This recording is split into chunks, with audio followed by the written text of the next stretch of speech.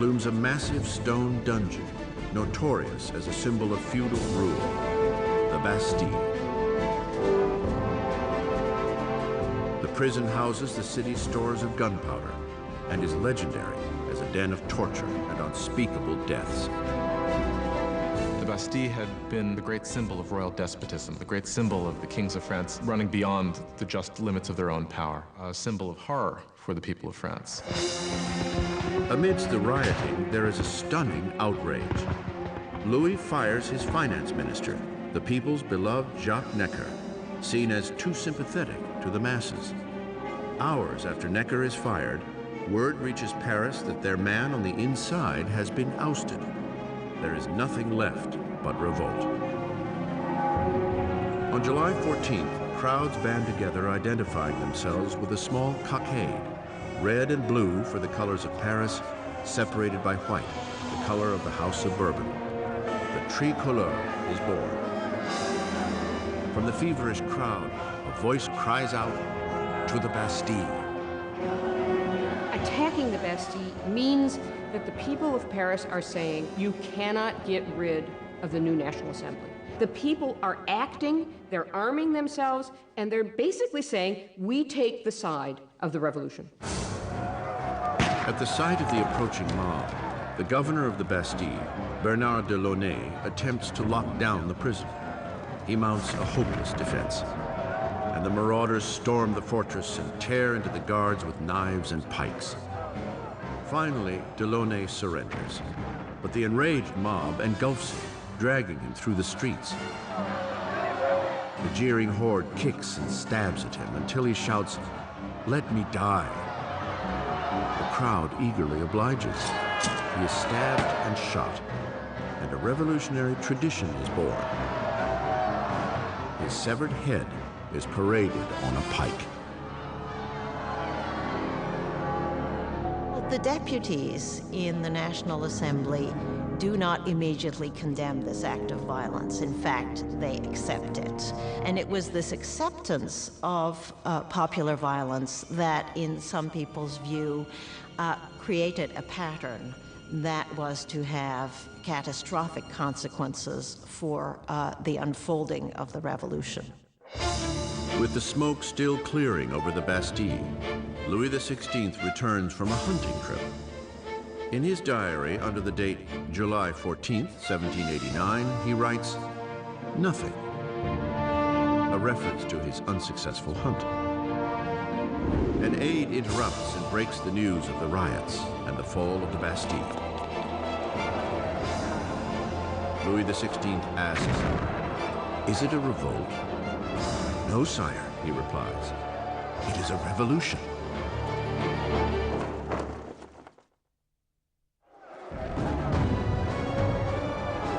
Victory at the Bastille unleashes the irrepressible torrent of revolution. The people had defied their king and won. There would be no turning back.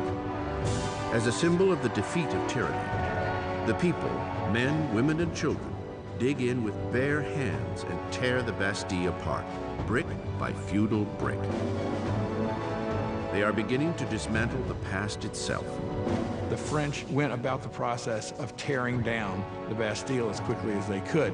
In the absence of powerful explosives, this was done very painstakingly, but with a tremendous amount of vigor.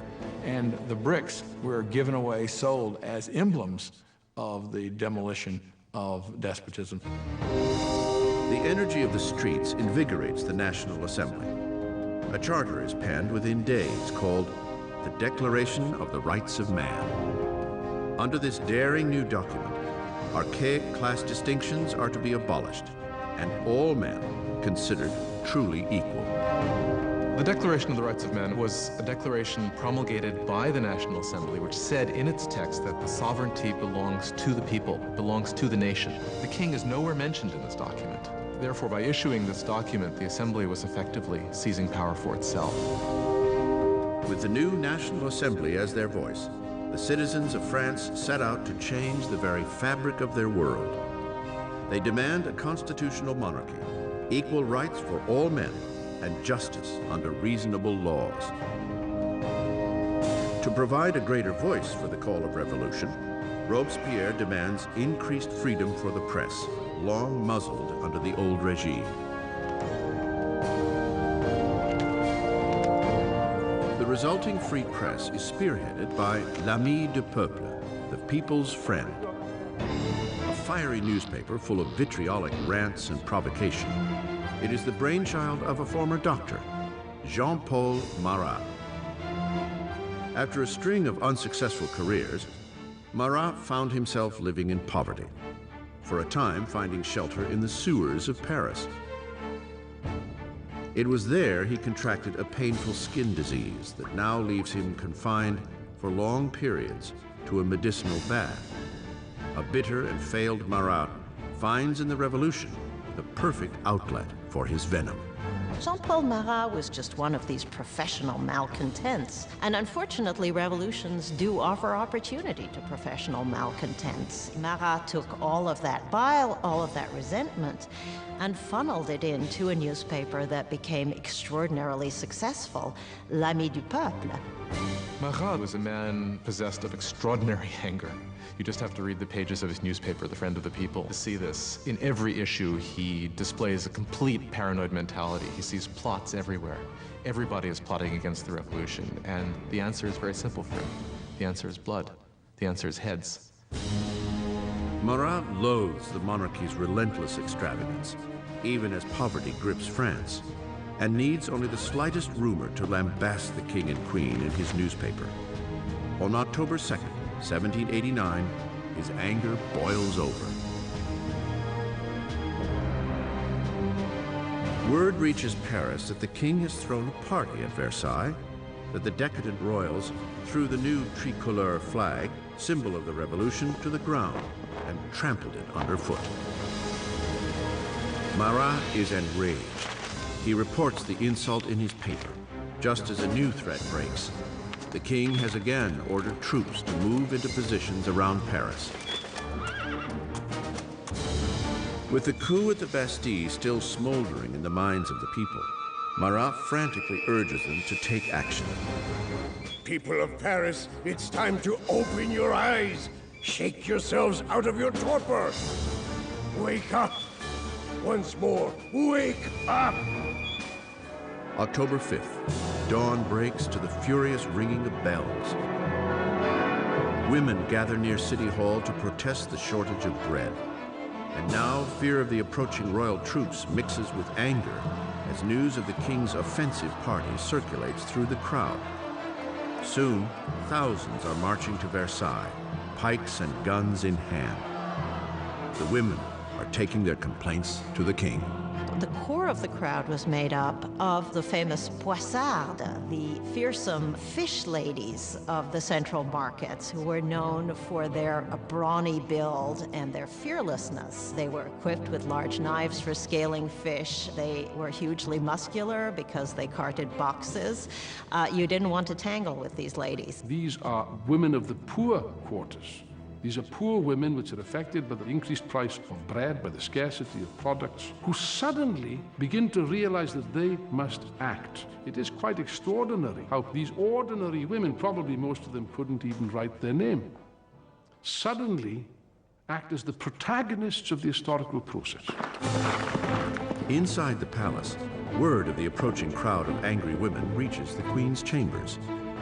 Legend has it that it is at this moment that Marie Antoinette utters the most famous line she never said. Marie Antoinette did not say, "Let them eat cake." That is a myth. Marie Antoinette, unfortunately, probably never even noticed the poor people of her country long enough to make such a statement. As the mob of women gathers outside the gates, Louis understands that the revolution can no longer be ignored. It is being brought to his front door. He agrees to sign the Declaration of the Rights of Man, yet the crowd continues to grow throughout the night. By morning, 20,000 people are camped outside the royal palace. To close the centuries of distance between the king and his subjects, the angry mass demands that the king and queen move to Paris. Indecisive as ever, Louis is weak to respond. His hesitation would provoke a fury in the crowd and put the lives of the royal family in grave danger. When they don't get instant compliance with what they want, it really looks as if they're going to massacre the Queen. A wave of women break into the royal palace screaming for the blood of the Queen. They massacre the guards, decapitate them, and impale their heads on pikes.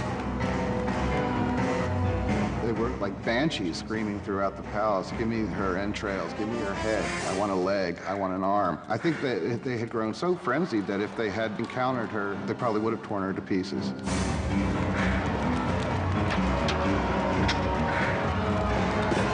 Terrified for her life, Marie escapes to Louis's apartments only moments before the women break into her chambers and tear her bed to shreds. The king and queen are now at the mercy of the mob, and what the mob wants is a little attention from their king. The only way the women can be pacified is for the royal family to agree to go to Paris, because once they're there in Paris, then they can ultimately be made to do what the people of Paris want. They march 60,000 strong, leaving Versailles with carts and wagons overflowing with flour from the king's storehouses, flanking the royal carriage all the way to Paris. Le roi et la reine ont été The king and queen were forced to go back to Paris with the heads of their guards, who had been massacred in the chateau. qui avaient été massacrés dans le château. Their heads had been cut off. This is really a completely unbridled violence. Dans un déchaînement. The heads were then made up with makeup and paraded at the head of the cortege, with the king and queen following. Devant la voiture du roi et de la reine. The king and queen must make their new home in the Tuileries Palace. They will never see Versailles again. Once the royal family moves to Paris, they are the prisoners of Paris. They know it. Everybody else knows it. There are great limits to what they can do or even dream of doing. They are the prisoners of the capital city, there's no doubt. Versailles is abandoned, and the assembly moves to Paris. Power is now with the people. France will have democracy, new laws, and a remarkable and unforgiving form of justice will make its debut on the revolutionary stage: the guillotine.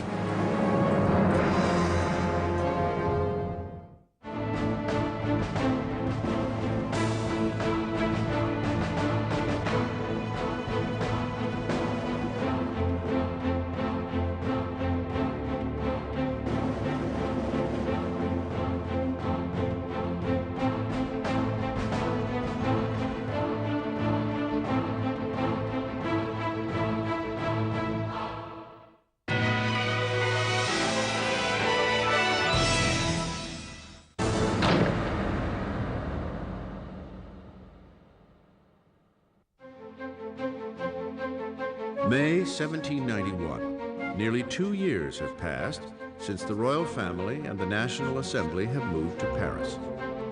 Robespierre appears frequently at the Assembly and at the Jacobin Club, a debating society named for the former Jacobin monastery where they gather. Now, words are the very core of the revolution, and Robespierre speaks with an unfailing moral compass. His true north is always the people. He soon earns the nickname, the Incorruptible. France is now a constitutional monarchy, the king forced to share power with the revolutionaries in the Assembly. But it seems Louis's share is growing smaller by the day, as he is forced to sign law after law diminishing his own authority, and that of the other great feudal regime, the Catholic Church. Louis decides the time has come to escape the confines of the new republic and mount a campaign to reclaim his kingdom. Louis had decided by 1791 that he needed to regain control of his country, and he knew he could only do that with the help of a foreign army. So the idea was to make a break from the Tuileries Palace and to head for the nearest border. June 21st, 1791.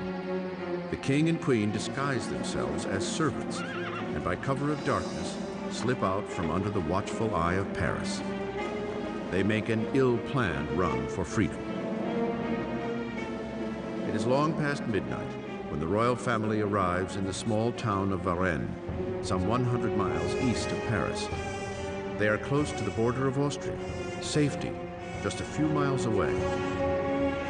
But their dash to freedom will go no further.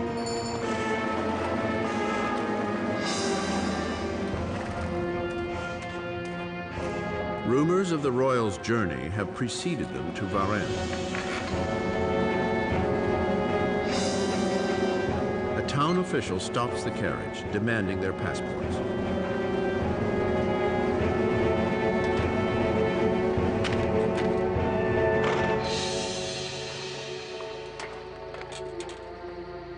The official's suspicions are confirmed. It is the signature of the king himself. The townsman is overcome at the sight of his king. But Revolutionary Guards nearby show no reverence for the fleeing royals. He keeps hoping that people will recognize him and there will be a kind of rebellion in his favor. And much to his horror and surprise, they are not ecstatic to recognize him. They see him as escaping, and basically he's arrested and taken back to Paris.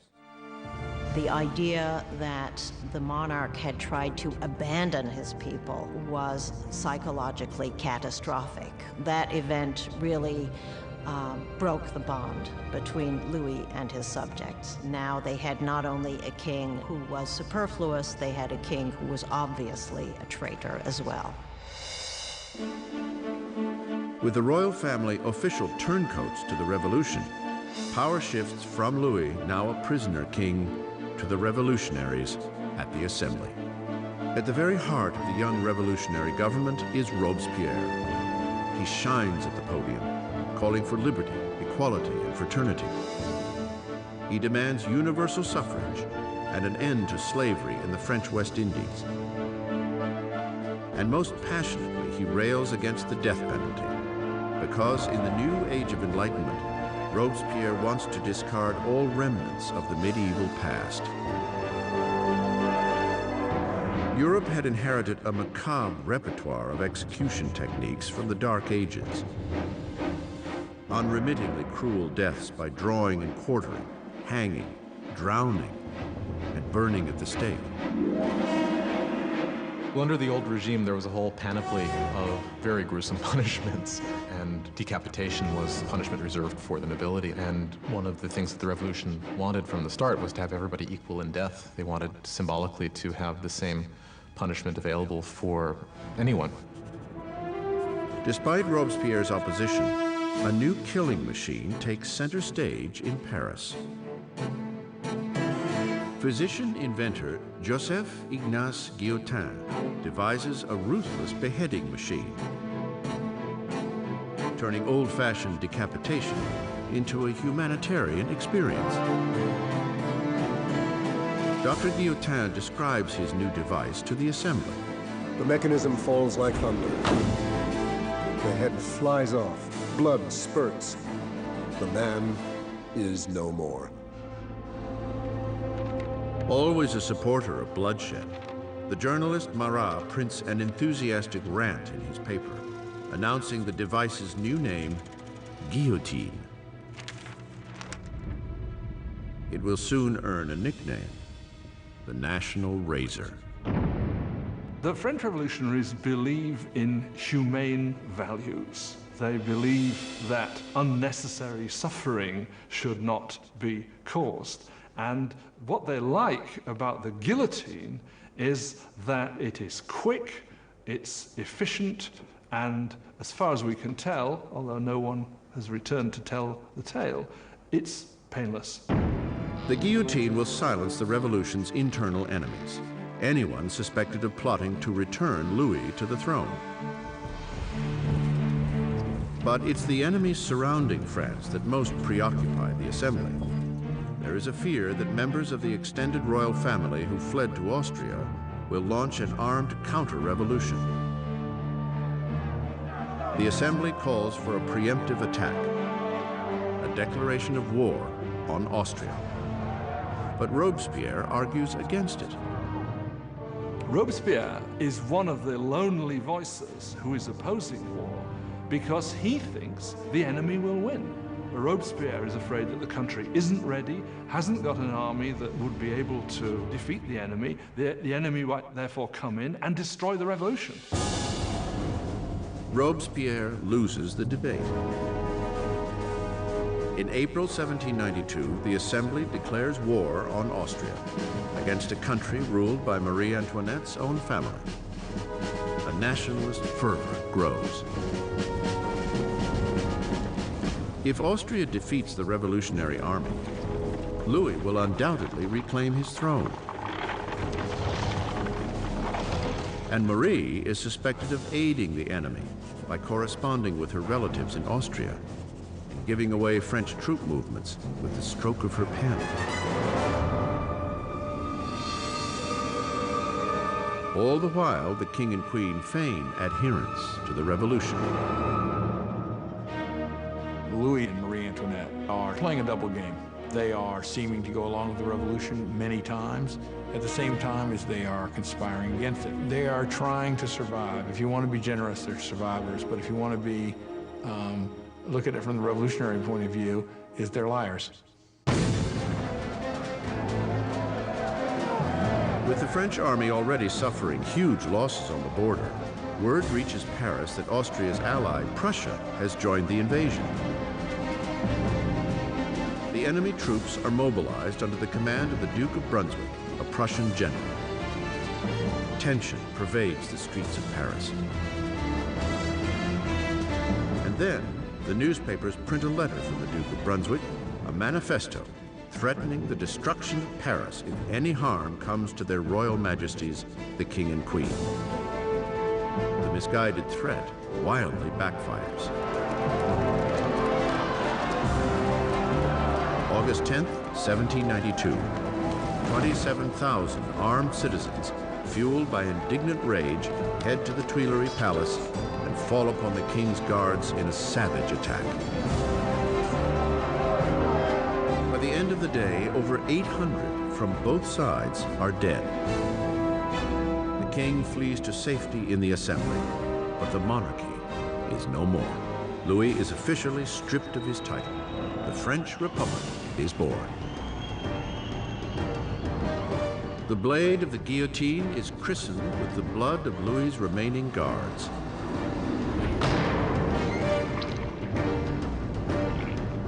And Robespierre, once a staunch opponent of the death penalty, has had a change of heart. The birth of the new republic can only begin with the death of a king.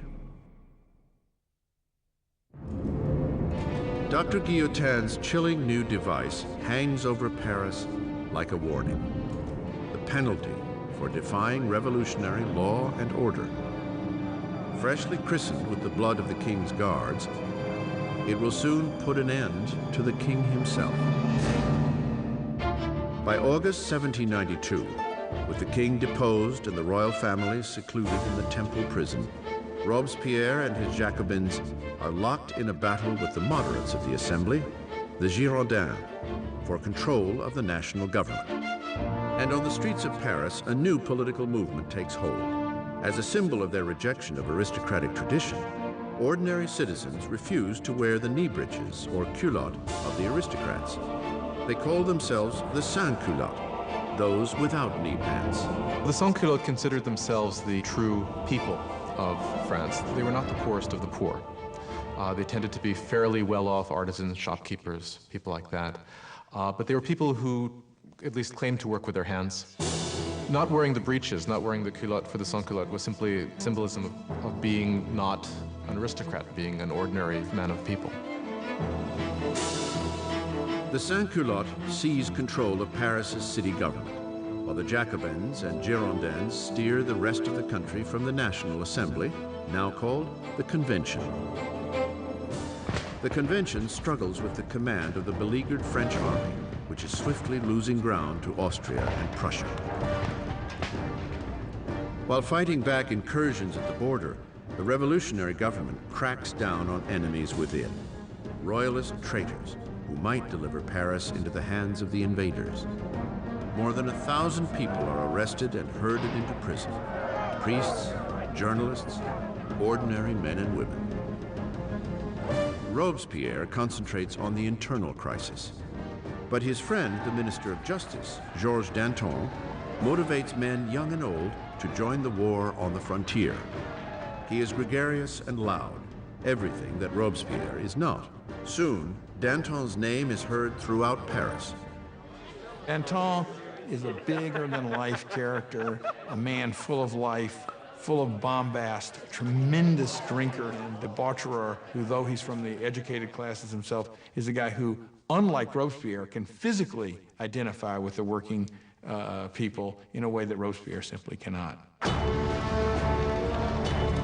As the enemy closes in, Danton's fiery rhetoric mobilizes the people, inspiring many to take to the battlefront. At one of the moments of greatest peril for the revolution, the Austrian and Prussian armies are invading. He gets up in front of the people of Paris and shouts, "De l'audace, encore de l'audace, toujours de l'audace, et la patrie est sauvée." Boldness, more boldness, forever boldness, and the fatherland is saved. He's really one of the people who manages to rally the country against the invader. It's an extraordinary moment. With so many able-bodied men leaving for the front, Paris is left defenseless, its jails bursting with political prisoners. An unsettling fear floods the city. The growing mass of prisoners may be impossible to contain.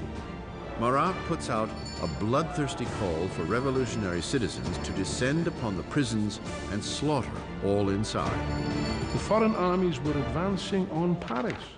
Had they linked up in Paris with these bitter enemies of the revolutionaries in the prisons, of course, then the results would have been fairly horrific from the standpoint of the people.